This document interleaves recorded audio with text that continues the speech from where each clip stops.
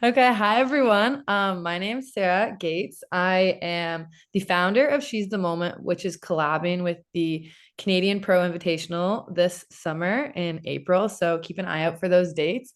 Today, I am interviewing Catherine Trayer, who has actually been my opponent in a lot of different scenarios throughout the years. We haven't been teammates yet, and you never know. But we wanted to talk today about how 3x3 has impacted her basketball career and just some things that 3-on-3 has brought up. And yeah, so for the first question, why did you start playing 3x3? Yeah, so I kind of like snuck my way in, let's just say. So I was kind of like part of I would say Michelle Plouffe, Catherine Plouffe, and Paige Crozon were kind of like the pioneer women for 3x3 in Canada. They had like talked about it for a long time. Michelle and Kat wanted to kind of move away from the 5-on-5 national team and play 3x3 because it was so popular in Europe. And I didn't know them at all. Actually, I only knew Paige. And what happened is that I think so summer 2019, they started the circuit. So they played on the women's series tour. And I was watching from Vancouver. Actually, I was visiting my in-laws in Vancouver. And the whole time I was watching, I was like, man, like, how do I get on this team? Like, I want to play so bad. Let's just say that 5-on-5 had not really worked out for me with the national team. I played development. I played on the development national team in 2018, and then I kind of never got a call back. And starting my pro career was really hard at that time, so I kind of felt lost, as any athlete does when they kind of step away from the sport. I had started a government job. I was getting married that summer. There was a lot going on, but I still kind of felt like I had more to give to basketball. So I'm watching these games. I'm like, this is amazing. Like, we don't have 3x3 in Canada. Like, I've never really played, but how do I get on this team? And then I heard through the grapevine that Michelle had broken her hand, so she was going to be out. So I messaged Paige, and it was kind of like on the DL, like no one really knew. So I messaged Paige, and I was like, "Hey, like I would love to play. Like I heard Michelle got hurt. Um, you know, like can you put in a good word for me or something? Like, is there a chance I could sub in for the summer? Like, whatever. I'm here. I want to play." And they had a fourth player at that point. I mean, Bree was there, so Mm. probably Bree. It was Bree Johnson.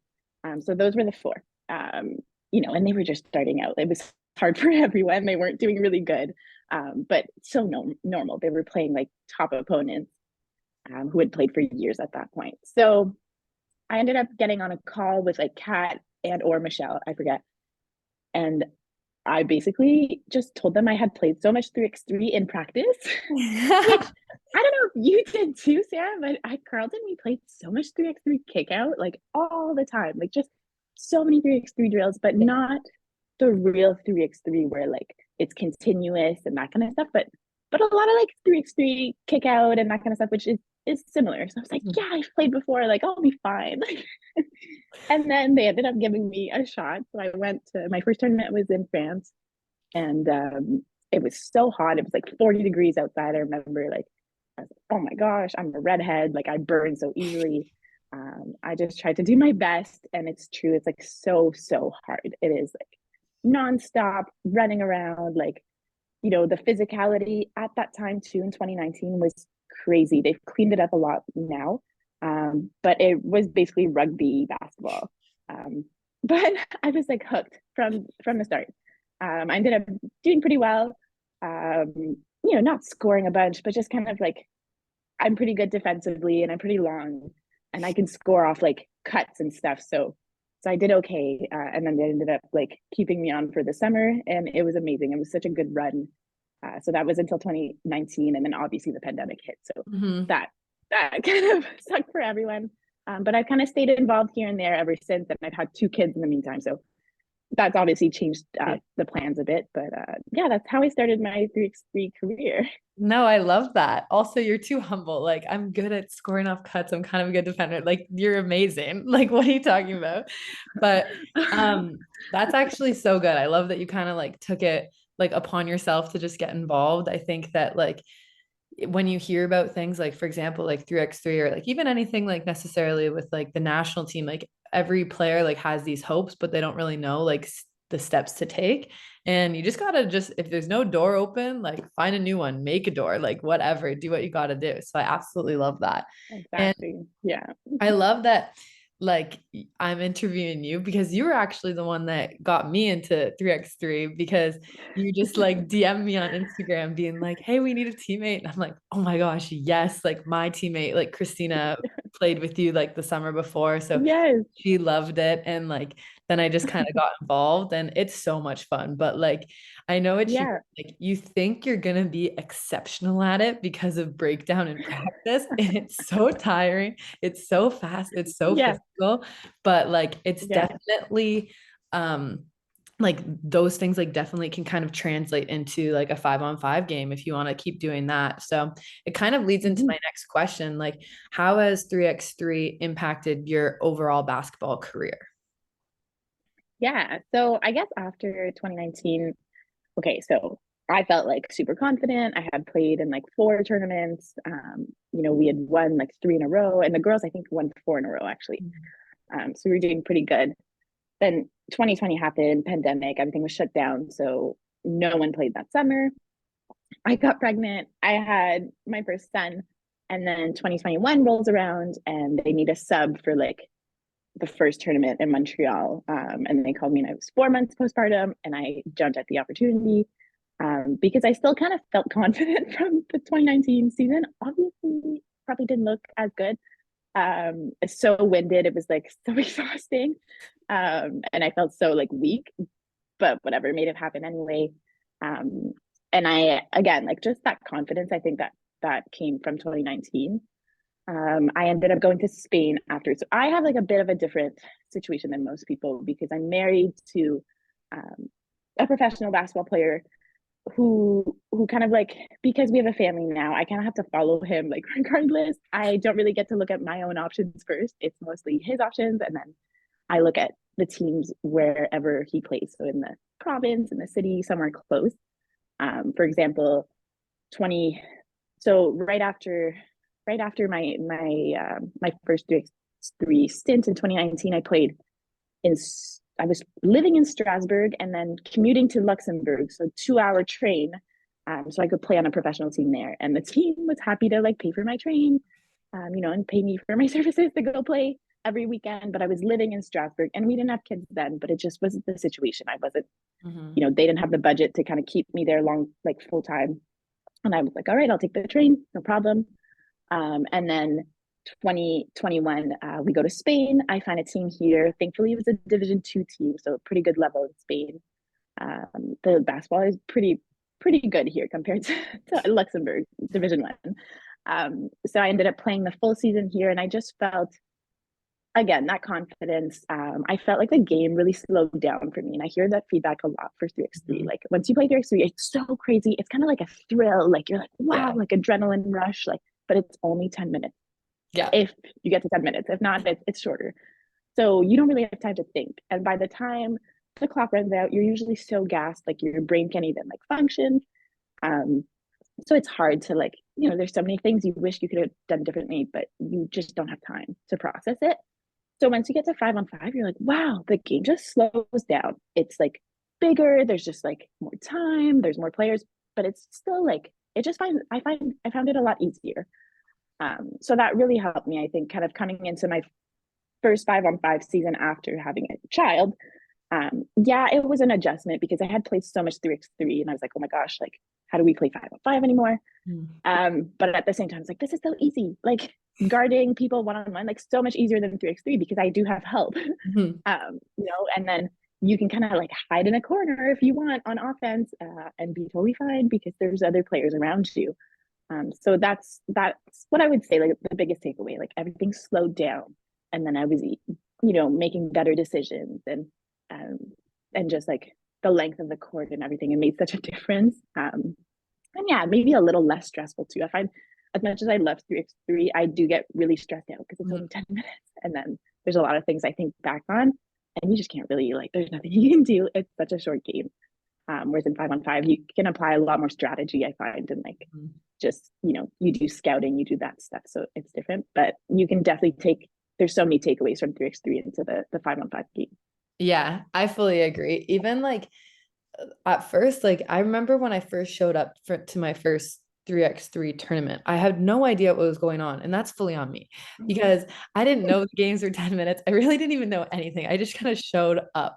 But like, kind of, I think that mentality definitely helped me because it's like all you can do for this 10 minutes is show up. Like, you have to like just keep hustling. You have to literally like, it's like every like coach's go-to saying is just like be accountable and like play gritty and then do it, want it more kind of thing. And I think that like having that and like practicing that within such a short amount of time makes it easier when you go into the 5-on-5 game, and you can kind of, like you were saying, like slow your brain down a little bit and maybe like see things that in 3x3 it's just like too much craziness going on in your head, and then so exactly. My next question is because you kind of touched on like places that you've traveled with this 3x3 national team, and it's so amazing, what are some ways that 3x3 has impacted your life outside of basketball, whether it's traveling, whether it's who you meet and like things like that? Like, I would love to just hear a little bit about that. I mean, the traveling is amazing. Obviously, as like professional athletes and national team athletes, like you get to travel to all these places. It's so fun. When I was playing 3x3, mostly like 2019, like we were still self-funded, so we were paying all of our flights and not winning any prize money. So yeah, it was different that way. But now, like seeing how much support they have from the federation, from Canada Basketball, it's so cool. Like I think, and now there's prize money. So my last tournament was actually when I was pregnant with my last one, Sienna. And we went to France, and like there was prize money, and ended up winning like, I don't know, like maybe $4,000 or $5,000. So obviously there's like a financial part to it now. So that's amazing for female athletes. And then obviously the people you meet, like you just meet. I find 3x3 is different than 5-on-5 because you're always kind of hanging out with the same players. So you get to like interact with the other teams, and you're like friends. So these girls are all like, they talk all year long, and they see each other in the summer. It's really like a 3x3 family. Whereas in 5-on-5, like you're so separate. It's like your team, the other team, do not make eye contact. Whereas 3x3 is like very social in that aspect, that you get to interact with the teams all the time at the hotel. There's like these dinners, these after parties, that kind of stuff, and it's like men and women combined most of the time, which is also super fun. So it's definitely a different vibe. Like part of me misses it so much because I'm like, like I miss the social part of it. Like I miss like, making all these friends, and I would come home and be like, like tell my husband like I met this person, and you just interact on like a different level.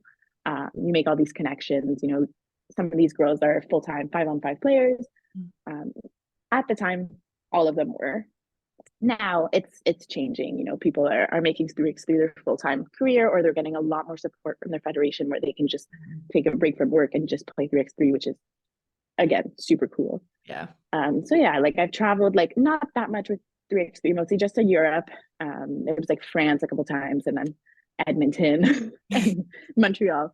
But yeah, the tournaments now are like all over the place, from Asia to Australia to Europe to, so it's really cool. And I played in the AmeriCup, the inaugural AmeriCup, which was in Miami, and that was so much fun. So yeah, definitely like you get a lot of that, like when you're playing, just like you would as a professional athlete overseas, where you meet all these people, and then you're like, okay, I have a friend in this country if ever I want to visit, or I have a physio friend here, and this and that, because everyone kind of they have their own jobs sometimes. They're not just basketball players, but I think definitely that part of the game, and like meeting coaches. When we were playing in Montreal, I think Kara Lawson was Team USA's coach, and she like, we didn't have a coach at the time, and she like came into our like the change room we had, and she like, we were playing Japan had just beat them in the semifinal, we're playing them in the final. She came over and like gave us her full scouting report against Japan, and we're like, thank you so much, because she felt so bad for us because we had no physio, no coach, no nothing. But like I met Kara Lawson through that, so that's pretty cool. That's so cool. So yeah, definitely like there's just so many things like I think just meeting people, and it's a very social game. So if you're not like a really social person, it'd be different for you. But I Yeah. think everyone kind of gets used to it. My husband's not the most social butterfly like person ever, and he really enjoys 3x3 anyway because of like just the energy that these tournaments kind of bring on. Yeah, 100%. I think that like for me, it's like brings like the fun aspect back to the game. Like everyone started playing basketball because like you either had a lot of fun with it or you were just good at it or you, it was just like one of the sports that you played when you were younger. So I think it like that whole environment just like brings the brings the fun back into it. And that's something that like now as like professional athletes, sometimes like obviously when you're in the middle of your season or going through injuries or literally whatever else life kind of throws at you, like it's tough to continue to want to like keep Yeah. showing up in that. So if you just find little things like, for example, 3x3 could be that kind of like window to do that, but like find little things that remind you of why you started and how much fun the Mm-hmm. game is. I think it can be super impactful. So with that being said, like, what do you think? This is kind of like a random question, but like, how do you think we can make 3x3 more accessible to younger athletes? Like, is it just like trying to have more 3x3 tournaments for when you're like growing up? Is there leagues? What's your kind of vision with that?